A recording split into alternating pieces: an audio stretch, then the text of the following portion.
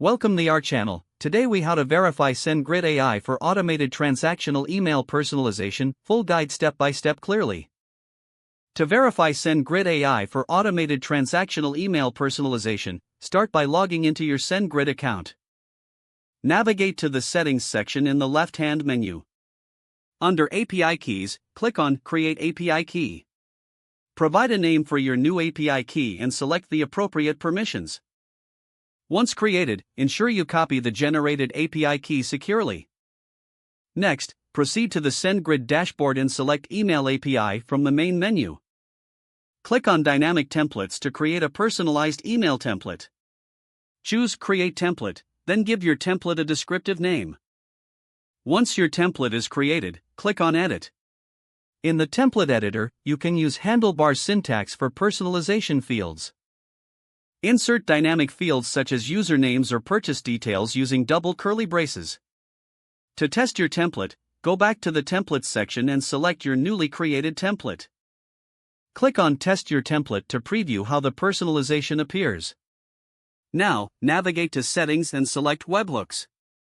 Enable Event Webhook to receive updates on email events. Next, configure the URL where SendGrid will send event notifications. Save your settings, and then go to the Email Activity page to monitor email transactions. You can analyze engagement metrics for your transactional emails here. For the final step, conduct a test by sending a transactional email using your API key. Check your inbox to see if the email personalization works as intended. If everything looks good, your SendGrid AI verification for email personalization is complete. If the page does not load, refresh the browser or try again in a private or incognito window. Make sure you are using the correct email address, then retype it carefully to avoid small typos.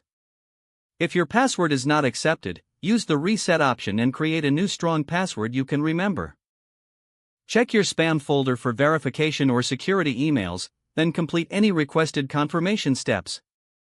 Enable two-factor authentication if available to improve account security and reduce unauthorized access risk. After signing in, review your profile details so your contact information and settings are accurate and current.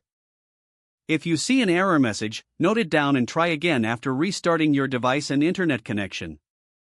Log out when you finish, especially on shared devices, to keep your account and payment information secure. If the page does not load, refresh the browser or try again in a private or incognito window. Make sure you are using the correct email address, then retype it carefully to avoid small typos. Don't forget to like this video and subscribe to our channel for more step-by-step tech guides.